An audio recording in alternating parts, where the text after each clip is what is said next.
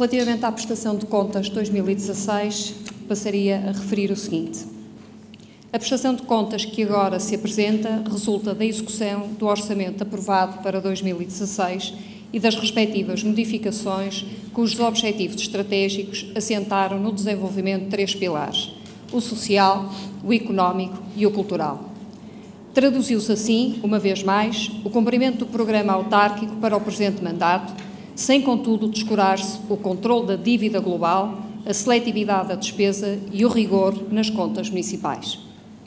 Os documentos em apreciação são documentos essencialmente técnicos que dão expressão numérica às atividades realizadas em 2016 e que se apresentam conformes à legislação aplicável. Apesar do contexto económico ainda pouco favorável, o município do Porto apresenta resultados positivos, evidenciando a consolidação do equilíbrio financeiro.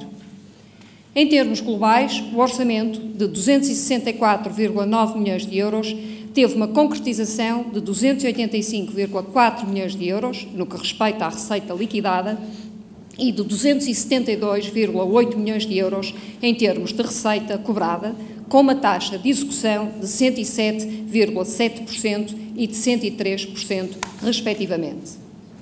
Face a 2015, as receitas correntes cresceram 20,1%, cerca de 31 milhões de euros, e as receitas de capital, sem reposições e saldo de gerência, cresceram 23 milhões de euros. As despesas totais aumentam 24,7%, tanto pelo aumento de 6,4 milhões de euros nas despesas correntes, que representa 5,2%, como pelo aumento de 34,5 milhões de euros nas despesas de capital, que representam 81,6%. A poupança corrente foi de 55,2 milhões de euros, permitindo assim a libertação de meios para aplicar em investimento e amortização da dívida bancária. A regra do equilíbrio orçamental foi cumprida com um excedente de 51,9 milhões de euros. O saldo global efetivo foi de 112,4 milhões. Este saldo continua a evidenciar a capacidade de poupança do município, que, para além do controle das despesas, beneficiou em 2016 do comportamento positivo da receita municipal, permitindo de forma sustentada melhorar o equilíbrio das finanças municipais. A dívida de médio e longo prazo, incluindo o leasing, reduziu-se em 58,4%, ou seja, em 46,8 milhões de euros. O prazo médio de pagamento a fornecedores foi de 11 dias. Mais do que o cumprimento dos preceitos legais, este prazo de pagamento demonstra o respeito para com os fornecedores e, em particular, pelos agentes económicos da cidade. As receitas por cobrar, acrescidas das disponibilidades, foram superiores ao que o município devia aos seus fornecedores, originando, por isso, um superávit de 79,1 milhões de euros. Em 2016, a receita cobrada aumentou 57,8 milhões de euros face a 2015. Este aumento, verificado em termos globais, decorre do aumento da receita corrente, essencialmente dos impostos diretos e dos rendimentos de propriedade, com o aumento das receitas de capital, sobretudo das outras receitas de capital. Contribuiu ainda para o acréscimo da receita a incorporação do saldo de gerência de 2015, superior em 3,8 milhões de euros ao verificado no ano anterior. Para o aumento das receitas correntes, cerca de 31 milhões de euros, contribuíram as receitas fiscais com um acréscimo de 18,6 milhões de euros, cerca de 18,7%, por força do aumento dos impostos diretos e das taxas, multas e outras penalidades, conjugado com a diminuição dos impostos indiretos. Nos impostos diretos, com uma execução acima do valor previsto em orçamento, destacam-se o IMI, o IMT e a derrama, com desvios de 1,8 milhões de euros, 7,8 milhões de euros e 5,8 milhões de euros, respectivamente. Este comportamento positivo da receita fiscal está muito influenciado, claro está, pela crescente dinamização económica da cidade. Do lado da despesa, e relativamente ao orçamentado, os compromissos ascenderam a 84,7% e a faturação recebida a 78,7%. A despesa faturada aumentou 41,6 milhões de euros e a despesa paga 40,9 milhões de euros.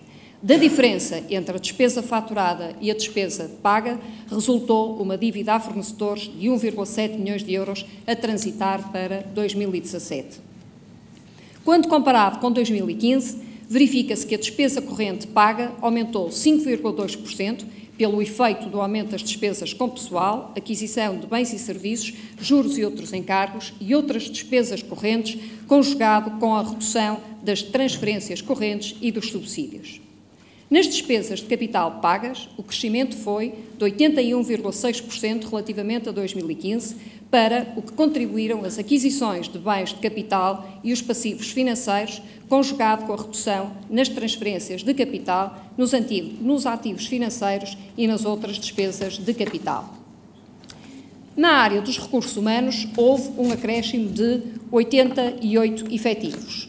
O aumento verificado deve-se à entrada de novos trabalhadores na sequência de concursos de admissão de pessoal, admissão que foi possível porque o município cumpria o disposto na Lei de Orçamento de Estado em matéria de despesas com pessoal, mas também ao regresso de trabalhadores das empresas concessionárias de limpeza urbana da cidade, ao reforço da Polícia Municipal e à contratação de pessoal para as atividades extracurriculares.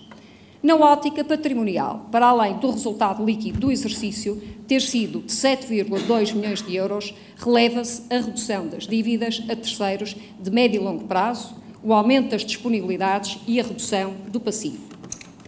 Se me permitem também, destacaria aqui aqueles que foram alguns dos pontos evidenciados na mensagem do Sr. Presidente no relatório de contas e passo a referir.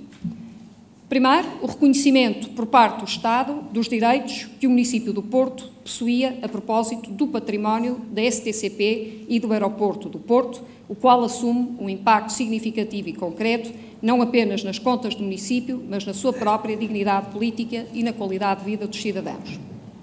Também a construção do terminal intermodal de Campanhã, que será uma realidade que resulta da negociação com o Estado Central, tendo sido selecionado o seu projeto num concurso de rara transparência.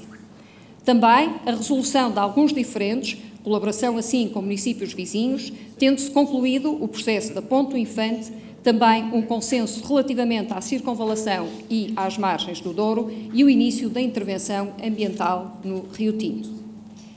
O turismo, que também tem vindo a crescer, contribuindo assim para a criação de valor, emprego, impulsionando de uma forma extraordinária a reabilitação urbana. A criação da Invest Porto, com uma estrutura 100% municipal, que se destinou à atração e ao acompanhamento do investimento externo e interno, tendo sido fulcral para que as dinâmicas de visibilidade se transformassem em investimento efetivo na área empresarial e industrial, onde a área tecnológica merece um especial destaque. Também o acelerado processo de reabilitação urbana em curso, 60% desses processos de reabilitação destinam-se à habitação, 23% ao comércio e o restante ao turismo.